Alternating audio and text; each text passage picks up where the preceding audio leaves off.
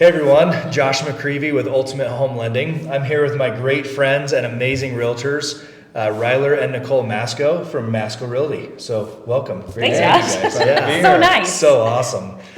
So we've been friends for a really long time, since we were kind of like almost newlyweds. Yeah. And we lived in the same neighborhood, and that's how we met. And I just wanted to share with all of you their amazing story about how they got involved in buying their first house and then creating quite the real estate portfolio now, and how they've not only increased their assets, but also cash flow. So guys, can you walk us through that fun story? Yeah, so when Rylar and I were in college, we'll start there. We'll start back when we were in school. We tried really hard, let's just try to go to school debt-free, which fortunately we were able to with scholarships and stuff, and so we were able to save a lot of money and lived in this podunk. We sacrificed a lot after we graduated. Let's live like we live in college for a year, and we just saved and put a fat down payment down on our very first house. And we knew we wanted to be smart with our real estate day one. Yeah. We didn't know how that was gonna look, but starting with that, we're like, let's get here and then do financially smart, make financially smart decisions so we can move on to the next thing. We knew that wasn't permanent. And so go ahead, you can tell the next I was gonna say, kind of on that same token, we didn't know exactly from day one what our plan was. It's not like we had it all dialed in, but we knew we wanted to. I didn't want to pay rent. I didn't want to pay somebody else's mortgage. Yeah. And so we first bought a townhome where we met, in the neighborhood we met. So we met. Josh and we bought our first house, and it was just small. It wasn't anything fancy or upgraded, but we just know we wanted real estate, and the market was a really good place, and we were financially smart. We planned well. We saved. And it was a townhome at that time, 3-bedroom, little podunky townhome, and then we soon. I don't know why we got the itch to buy. Was it just the fact that we were growing our family? I was pregnant, right? We were going to have our son, and we just felt the itch to grow, and we wanted, and that's where we were we have to be really smart in this decision, because we want to buy a house that's not going to leave us house poor, and we wanted to keep our townhome. And so we kept our townhome, bought a Rambler that had a basement already in it. Basement apartment in it, excuse me. Kitchen was already done, basement was already done. It was ugly. The paint colors were terrible. The yard was dead. And that was okay, because Rylar and I knew we had to put elbow grease into whatever we were working on. Sweat equity. And we love sweat equity. I love sweat equity. Pros. And so we got in and we gutted it. We had some full-time renters there for 2 years. Mm-hmm. We became really good friends with them. And so that mortgage of our townhome, the rent from our townhome plus the basement renters were paying for our current mortgage. Wow. And our townhome was paid off. So we were just getting pure cash flow at that. We were making more every month. Everyone talks about how real estate can be such a burden. At that time we were making, it wasn't a ton, but it was $200 or $300 at that point. Yeah. And then with our location of our house we were on a very busy road, and I got pregnant with my second. Yeah. And Milo, anyway, long story short, we felt very prompted to buy our next house, which you can talk about. Yeah, so that's how we dipped our toe into house hacking, which was with that second house we bought. But we knew I know that wealth was built in keeping real estate, not just buying your first home. And so we wanted to keep that townhome, and then you're still able to get, a primary mortgage, which is, a good affordable way to buy a house for that next home. Yeah. But that got our feet wet with a basement apartment.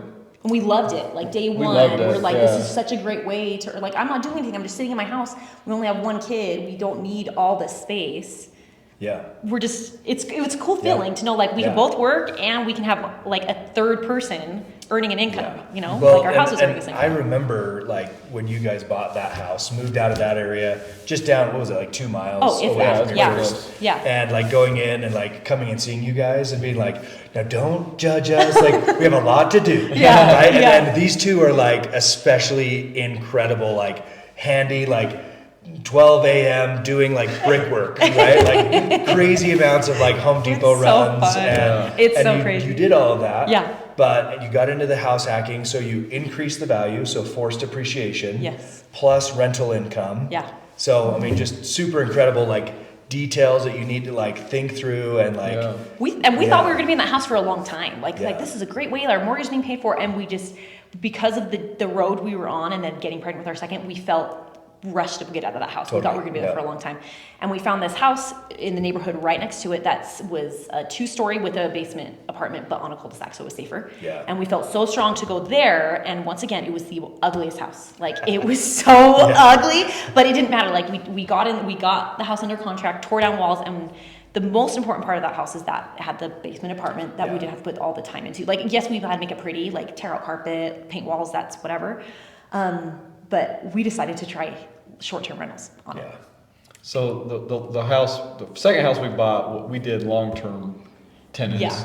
And then this next house we decided to try short-term rentals. Yeah, and so you guys sold that Yes. one. the second house, Yes. bought into that third house. So Yes. still have the condo Yes. to this day, Yep. right? Mhm. Yep. Sold And it. then now they're in their third property. And when we were in Which, there, really quick though, I want to say, we actually probably do regret selling we were that second second one. one. Yeah, we Like, do. Yeah. we sold it and. It was if great I'd having sold- all that equity come over. Yeah, but if we'd But- sold it 2 years later, we almost wouldn't even have a mortgage on our current house, Yeah. right? But you don't know. So you don't know, but that's just to show that holding real estate can be very, very fruitful. Beneficial. And Yeah. really quick before we move on, you mentioned the forced, like the increased equity from doing the renovations, the cash flow.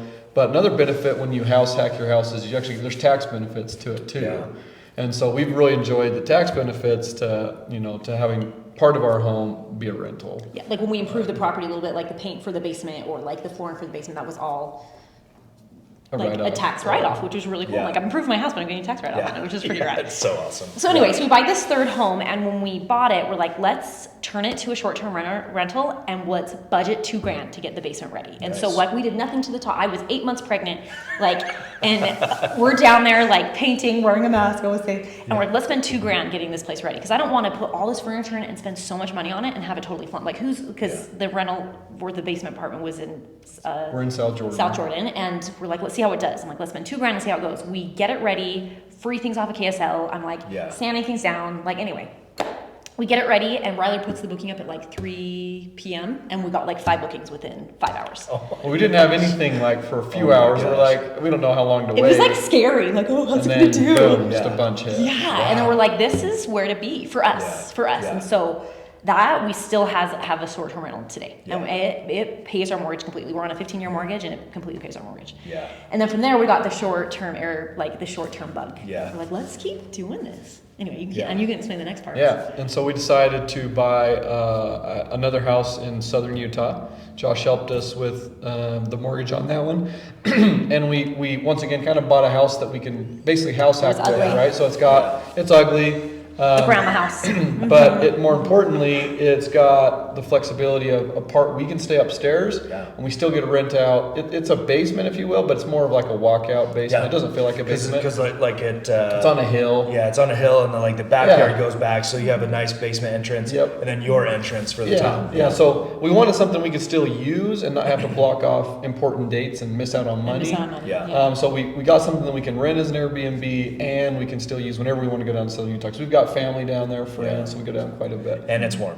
And it's And it's warm. Yeah. So it's a huge bonus. Yeah, huge It bonus. does really well out of all, and so we got one more, which Rylar will explain in a second, but out of all of ours, during the summer, it crushes it. It's a 2-bedroom, and and we have a house in another city, and it does more. Some nights I'm like, we're making like good amount off Yeah. it. We love it, and I'm so, Yeah. anyway, but it was ugly, and it was So a lot cool. of work making it pretty, but anyway. Yeah. Should I explain that last And then we bought my childhood home for my parents, which that's a little bit unique. You're not going to find that in every situation. But once again, it's a house in Manti, Utah, which you wouldn't think would do crazy well, but it does just fine on pretty good. Airbnb. Like it would definitely cover it. It's expensive. Once again, it gives us a place we can go get away from, from the city when we want to kind of go to a smaller town. But so all in all, the benefits of short-term rental versus long-term tenants, because there's benefits in both. There's pros and cons. Sure. With short-term rental, one of the things we loved is that we can block off our basement For our family and friends. Have friends and Yeah. family use it when they come to town or for hosting a big gathering. If you got long-term tenants in there, they're just going to They're be in there, there. right? You can ask And them you to get leave no for a use. weekend, Yeah. but that's not nice, Yeah. right? Yeah. So that, and then we make more. You make more on short-term than you do long-term.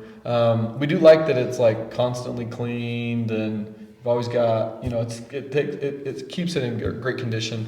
The only downside is, obviously you got people you may not know staying there. We've automated the processes. We haven't had any issues since we've kind of what we've learned. So talk about that automation. Yeah. So we use like 3 different pieces of software. One does the pricing for us on the short term, on the nightly rentals. It adjusts the price just based on data, right? Like what are their bookings doing? What events are it's monitoring calendars? Because we were trying to do that at first, and it was taking a ton of time. So we do that. It's called Price Labs, and then we use like a management software that manages all the properties, and that like automates our Airbnb reviews for us. Which is so nice because we were spending so much time on it. Yeah, it automated that process, and then we use one to like coordinate the cleaners, and it'll like when somebody gets a booking, it notifies the cleaner. If that cleaner can't, goes to the next cleaner and so forth, and then they clock in, clock out, and it pays them automatically. Yeah. So we spend because I think that's like I don't know about you guys out there, but for like some people, I think that makes a huge difference, right? Like, oh, well, how do I get the bookings, and how do I do the cleanings, and how do I make this all work? The devil's in the details. Like this is where people stop because they're like, they see the Airbnb and they're like, oh, that's like so much work and how to get it ready and blah, blah. It's like exactly like you're saying. We're like, no, like there's processes that are worth, and I'm the most frugal person I know. Yes. And the most frugal person I know. Yeah. And like it's worth the money, like to make your life easier. And anyway, so like we have just become such big fans for us personally. And every time someone asks us about like our real estate portfolio, we're like, we are open books. Like we will tell you our experience, and we're still learning and like what's our next thing. Yeah. But the nice thing is we're still young. Like we're still, and all of our mortgages are completely paid for every single month because of our rental income, and that doesn't include our jobs. Plus some. Like some months we make a lot more. And anyway, just the potential of like a house sitting that can just make you money. It's awesome. Super cool. Yeah. So if you want to check out those automations, if you're in the nightly rental game, it's Price Labs for the pricing. Fantastic Stay is the management software, and then they just changed their name to Turno. It used to be Turnover B&B, but it's Turno for the cleaning automations. Really all we do now is when the occasional guest has a message that's doesn't have an automated response, or because we automated the messages to send check-in instructions and all of that. That's about all we do, and I'd say maybe 2-3 hours a week is all on 3 properties. So. Well, and that's what I love about you guys, and we work a lot together from a referral partner basis, but the thing that's so fun is like when we're working with clients and I'm trying to do the mortgage, they're trying to do the real estate, they're also consulting and helping with this kind of stuff so that people get past that hurdle and start realizing the power of real estate. Yeah, like it's not just your first home. Like that should not be the goal. The goal should be like, okay, this is your first step to the rest. Like this is your first one. Like if we can get you to that first house, then like you're golden. Like getting your first house is the hardest step, 100%. Like getting that down payment down, having your furniture, like, and making sure you qualify, getting your debt paid off. That's the hardest step. And then after that, like if you plan smart, you can just do so well if you're smart about it. So the first, and there's so many different styles, right? 100%. Whether it's a small townhome or a basement apartment or Airbnbs or 4 to 12 unit complexes, right? Like there's whatever fits your needs.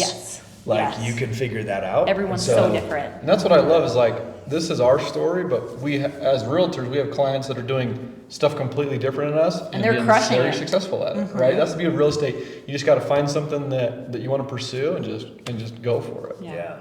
Awesome. Thanks for the pro tips, guys. Stay tuned for more.